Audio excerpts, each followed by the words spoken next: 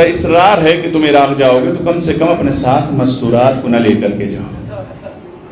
بیویوں کو نہ لے کر جاؤ، چھوٹے چھوٹے بچوں کو نہ لے کر جاؤ۔ حسین مظلوم کربلا جواب دیتے شاء اللہ ان یرانا قتیلا و یراہن سبایا، مرضی پروردگار یہ ہے کہ ہمیں قتل دیکھے اور ان بیویوں کو اسیر بے مخنہ و چادر بازار کوفہ و شام میں اس کی دین کی بقا کے لیے۔ عزیزوں، آج جو یہ دین ہمارے پاس باقی ہے، جس دین کا تذکرہ میں ذاکر اول جناب ابو طالب کے ذریعے سے کر رہے تھے، جہاں ابو طالب نے اپنے آپ اس دین کی بقا کے لیے قربانیاں دیں، وہ اولاد ابو طالب نے بھی دی ہیں۔ کربلا کے میدان میں صرف قربانیاں دینے کے بعد دین الہی بچ نہیں سکتا تھا، چونکہ آپ نے مشاہدہ کیا ہے کہ خود اہل بیت اطہار جب اسیر ہو کر بازار کوفہ و شام میں گئے ہیں تو کوفیوں کو معلوم نہیں ہے کہ آنے والے کون ہیں، اسی لیے کوئی خرمے پھینکتا ہے، جب خرمے پھینکے جاتے ہیں تو جواب ملتا ہے ہم پہ خرمے نہ پھینکو۔ کہا کیوں؟ کہا ہم اہل بیت کے گھرانے سے، ہم اہل بیت اطہار ہیں، ہم پہ صدقہ حرام ہے۔ کوفہ و شام میں جب آنے والے دیکھتے ہیں تو ان کو یہ معلوم نہیں ہے نوک نیزہ پر سر کس کا ہے۔ بچی پانی لے کر آتی ہے تو سکینہ کو جب پانی دیتی ہے کہتی سکینہ جب پانی پی لینا تو ہمارے لیے دعا کرنا کہ جس طرح تم یتیم ہوئی ہو اس طرح کوئی بچی یتیم نہ ہو۔ عزیزوں، ہم حسین کو وارث انبیاء کہتے ہیں، لیکن لاکھوں سلام ہو اس حسین پر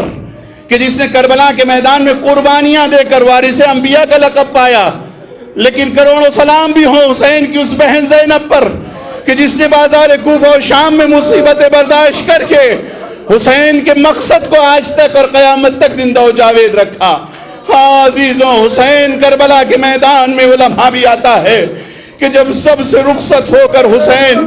مقتل کی طرف بڑھتے ہیں، جناب زینب اولیاء آ کر بھائی کو سوار کرتی ہیں، حسین ذوالجناح پر سوار ہوتے ہیں، ذوالجناح کو ایڑ لگانا چاہتے ہیں لیکن ذوالجناح آگے نہیں بڑھتا۔ حسین مظلوم کربلا کہتے ہیں ذوالجناح میں سمجھتا ہوں تم صبح سے تھک چکے ہو، لیکن یہ آخری سواری ہے، اس کے بعد میں تمہیں پریشان نہیں کروں گا، مجھے مقتل تک پہنچا دو۔ ذوالجناح نے زبان بے زبانی سے اپنے قدموں کی طرف اشارہ کیا اور کہتا ہے آقا ذرا میرے قدموں کی طرف دیکھیں۔ اب جو حسین نے دیکھا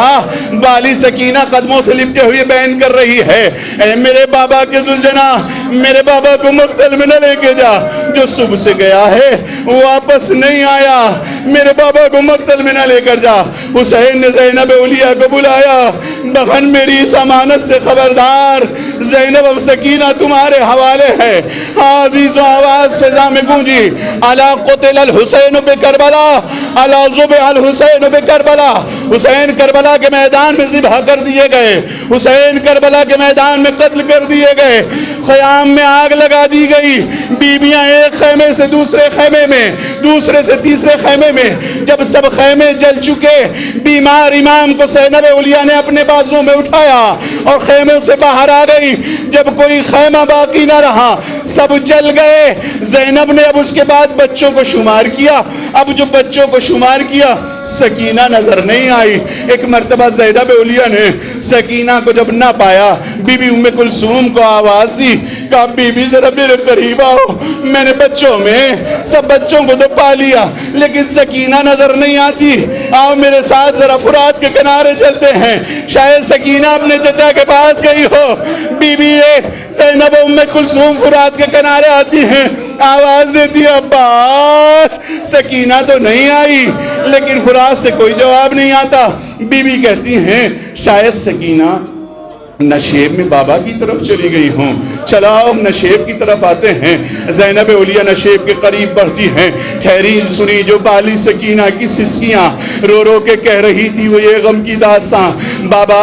خیام جل گئے اٹھتا ہے وہ دھواں، چادر پھوپھی کی چھن گئی اور میری بالیاں، دامن جلا ہوا میں دکھانے کو آئی ہوں، اٹھو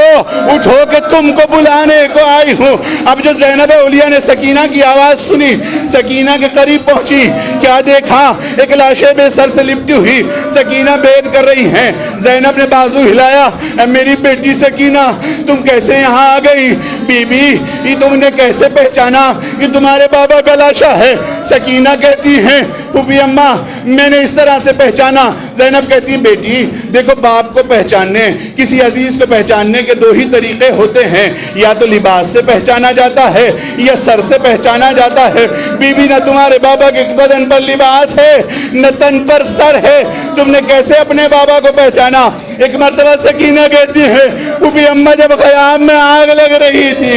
میں بابا بابا کہتی ہوئی مقتل کی طرف دوڑی, نشیب سے آواز آئی الیہ الیہ, اے میری بیٹی سکینہ میرے سینے سے